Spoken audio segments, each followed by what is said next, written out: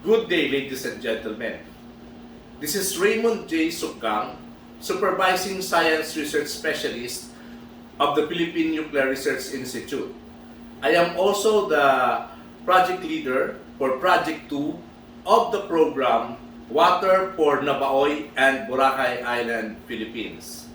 This is a UST Fishered funded project implemented by both the Ateneo de Manila Environmental Science and the Philippine Nuclear Research Institute. The umbrella program composed of two projects. Project 1 is titled Water for Tourism, a science-based water resource monitoring and management planning guide for tourist destinations in the Philippines, and is being led and implemented by Dr. Maria Eileen Leia Guzman of the Ateneo de Manila University Environmental Science. Under the Project 1, there are 4 work packages. And in work package number 1, this is on the baseline data gathering in the Nabaoy watershed and Boracay Island.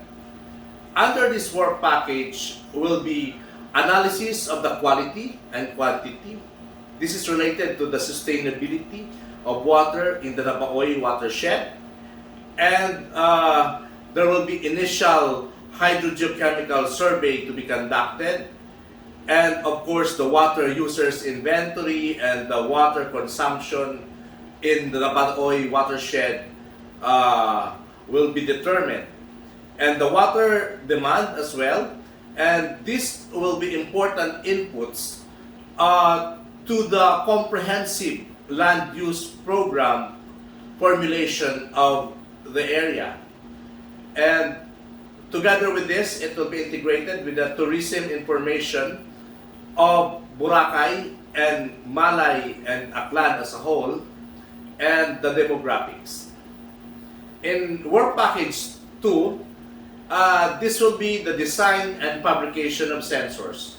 So meter stations and rain gauges and other sensors that provide online data related to the study will be installed in the Nabaoy watershed.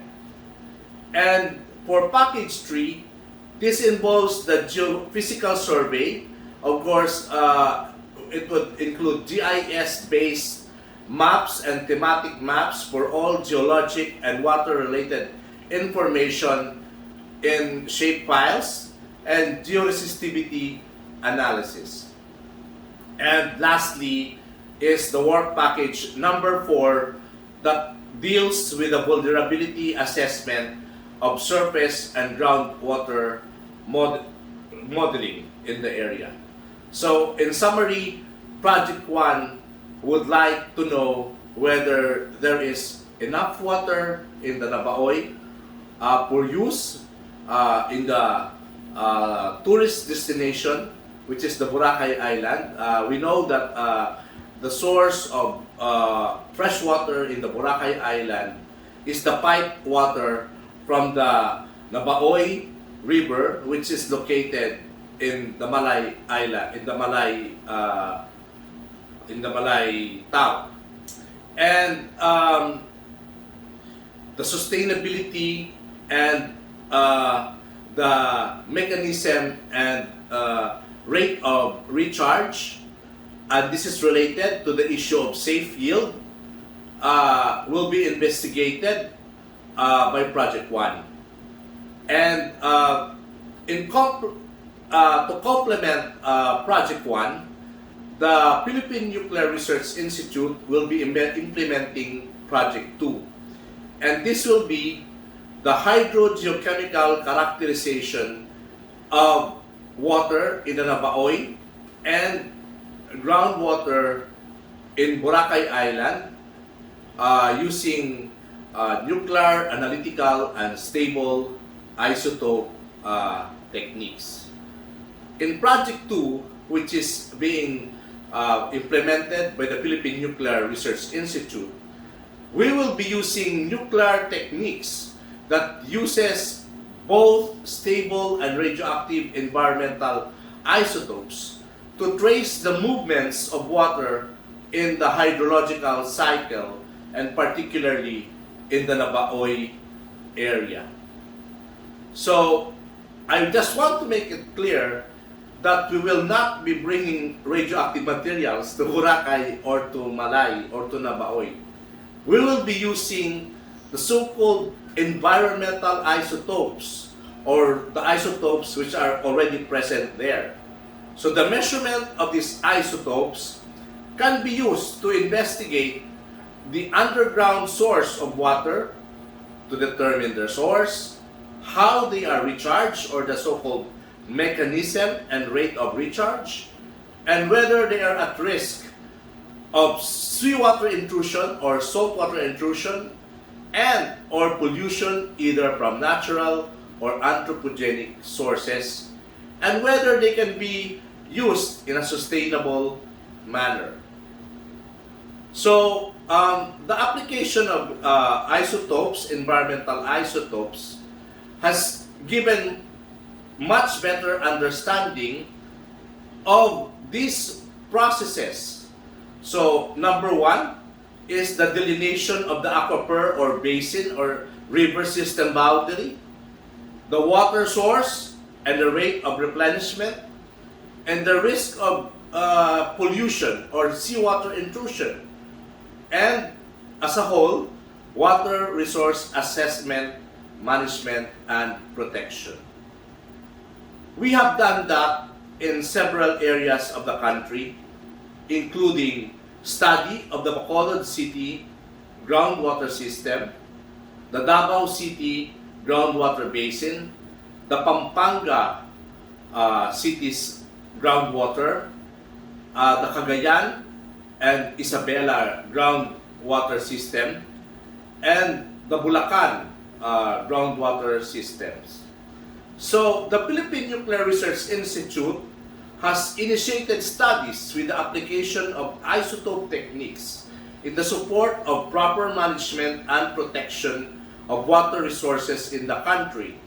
It continues to strengthen collaboration with water agencies in the country and has engaged the National Water Resources Board or the NWRB to incorporate the use of isotopes in the assessment and planning for water resources development in the country. Ladies and gentlemen, stable isotopes are frequently used as tracers in biological systems, and their ability to track changes and processes over time has made them increasingly important to environmental researches. For ecologists or environmental scientists, stable isotopes provide a natural way to directly trace details of element or nutrient cycling in the environment. In 2016, the Philippine Nuclear Research Institute has also completed a very successful study which was on the determination of the source of the nutrient that fertilizes the algae in the neritic zone of the Boracay Island.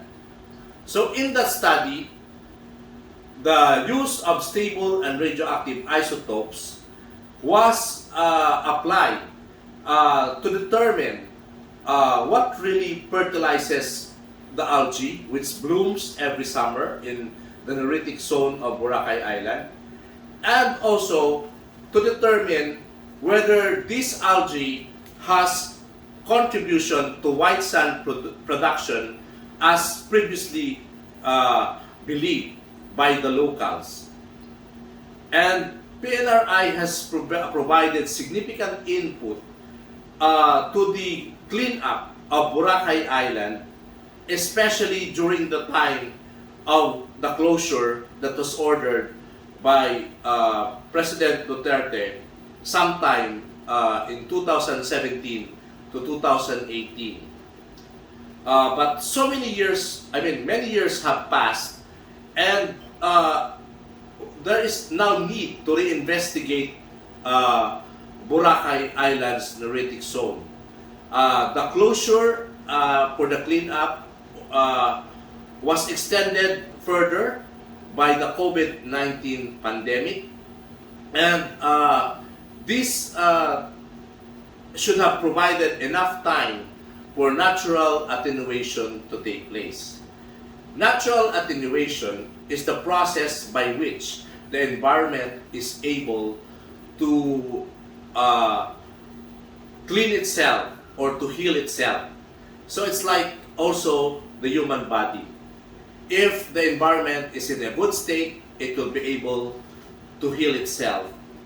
But if the environment is in a bad state, the pollutants or the nutrients may persist for a longer period of time.